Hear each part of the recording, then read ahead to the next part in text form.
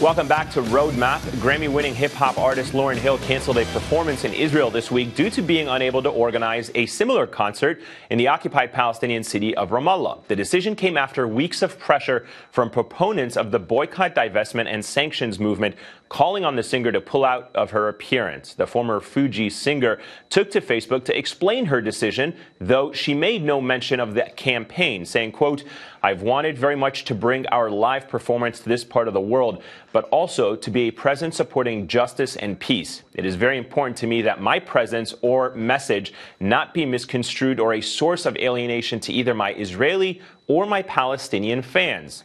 So, did the pressure get to Lauryn Hill? Joining me now to discuss this is the co-founder of the Boycott, Divestment, and Sanctions Movement, Omar Barghouti. Omar, thank you very much for joining us. Let me start off by asking you right off the top, did you guys play a role? Do you feel that you played a role in changing Lauryn Hill's decision from performing in Israel? We think we appealed to her in a morally consistent way. We shared the information with her, and we think that helped convince her that lending her name to Israel's regime of occupation and apartheid would counter her support for justice and peace in Palestine and the region. Just like many artists refused to play Sun City during the South African apartheid, Lauryn Hill has just joined tens of major performers and music groups in refusing to play Israel while it continues its occupation, settlement buildings, ethnic cleansing, and apartheid regime over the Palestinians. Omar, some of our viewers may not be familiar with the broader BDS movement, and I wanted to take this opportunity to talk to you about that. Start off by telling us what is the driving force behind the boycott, divestment, sanctions. What are your goals? What are you trying to achieve through this movement?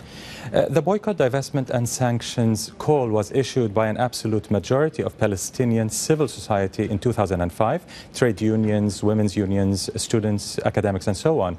Inspired by the South African anti-apartheid movement and by the civil rights movement in the United States, we are calling for an isolation of Israel's regime in the academic, cultural, economic, and military spheres to achieve an end to the occupation, an end to the system of racial discrimination in Israel itself, which amounts to apartheid as defined by the United Nations, and the right of Palestinian refugees to return. So as a non-violent human rights movement, we aim to achieve Palestinian basic rights of freedom, justice, and equality, just as was done in South Africa and in the U.S. South during the Jim Crow period. So it's a time-honored tactic to call for a boycott, just like the Montgomery bus boycott, the Gandhi boycott against British colonial rule, and so on. So how do you measure your progress? How do you measure your success? Is it working? Do you feel that you are actually changing anything on the ground?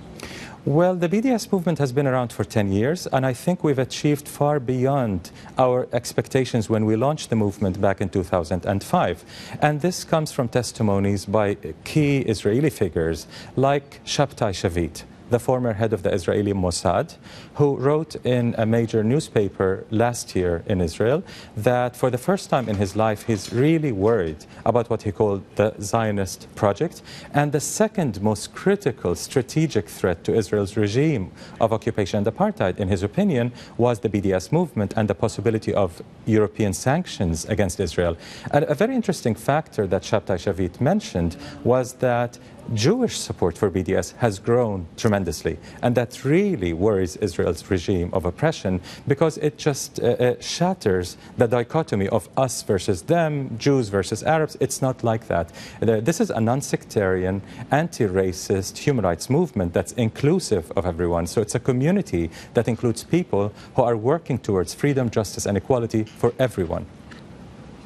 What are some of the successes? What are some of the successes that you have achieved? I understand the principles behind it, but for those even within the Palestinian society, and I've spent a lot of time there, I've talked to people, not everyone is necessarily convinced that it can change the reality on the ground. So what is it that you feel you have achieved, and what are some of the key successes that you highlight from this movement? That would take hours, but I'll try to summarize some of the most important. I think in the United States, major academic associations like the American Studies Association, Asian American Studies Association, African Literature Association, and others have called for a full academic boycott of Israel, which is a boycott of all universities, not individuals. Many major artists like Roger Waters and many others have joined the cultural boycott of Israel. In 2014, we started to see a real economic impact as well. The Dutch pension fund, PGGM, which is a $200 billion fund, has divested from the top 5 Israeli banks because of their involvement in the construction of illegal Israeli settlements in the occupied territory. The Norwegian pension fund, one of the largest in the world, has also divested from Israeli companies invested in the occupation. And the Bill Gates Foundation divested from G4S, and the largest security company in the world, because of its involvement in Israeli human rights violations. So we've started to impact Israel economically after having a lot of impact academically and culturally, if you will, to the extent that... And do you think that would... Sorry to cut you off at that point, but you're saying you're impacting Israel economically. Do you think that it will have a domino effect for Palestinians? And that's what you ultimately want to do, which is you want to have freedom for Palestinians. Absolutely. Without isolating Israel's regime, there's no way to hold it to account to international law and universal principles of human rights. Without external pressure and internal resistance together, there's no way to compel Israel to recognize Palestinian rights, to end the occupation, end apartheid, and recognize the right of return. This was the formula that worked in South Africa: internal resistance and external pressure. We cannot do without one of those. Let me switch gears a little bit and bring in the perspective of those that are critical of BDS. And certainly here in this country, in the United States, there's a tremendous pressure against the BDS movement. Some have labeled it anti-Semitic. Others have warned that its attempt to alienate and isolate Israel is dangerous. And there is an actual legislative effort within the U.S. Congress to try and make, or to criminalize, if you will, BDS to some extent. Talk to us a little bit about those challenges that you're facing here in the United States. The so-called anti-Semitism charge is completely ill-founded. Jewish support within the United States, as now the former Mossad chief has recognized, is growing tremendously. Jewish Voice for Peace, one of the key partners of the BDS movement in the United States, has grown a lot, especially since Israel's latest massacre in Gaza in the summer of 2014. Attempts by the Israel lobby to criminalize support for BDS is not just anti-democratic, it's not just violating the First Amendment, the free speech amendment. It also goes against a time-honored strategy of resisting injustice in this country. What would Martin Luther King and Rosa Parks think if they hear that somebody is trying to criminalize boycott to achieve justice? So it's really an anti-democratic measure that Israel lobby is trying, and it shows the despair. They've tried so hard to win hearts and minds, and they've lost. They failed tremendously. There's a major shift in public opinion in the United States. A Brookings Institute poll last November, shows that 39% of the U.S. public are ready to support sanctions against Israel because of its construction of illegal settlements in the occupied territories. This is unheard of. There's a shift among liberal Democrats, among women, African Americans, Latino Americans, and the Israel lobby recognizes this shift. It's no longer completely one-sided as it used to be.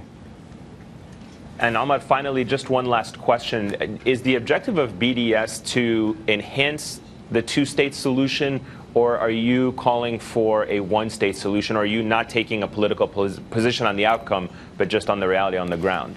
As a human rights movement, and as the largest coalition in Palestinian society with very diverse political opinions, we decided strategically, since launching BDS in 2005, to stick to our human rights mandate: end the occupation, end apartheid, and the right of return for Palestinian refugees. So we completely avoid any discussion of one state, two states, or any other politics beyond our human rights mandate. So to have a common denominator among all these Palestinian groups and unions and women's groups and so on, we've kept to our human rights mandate, not any political decisions.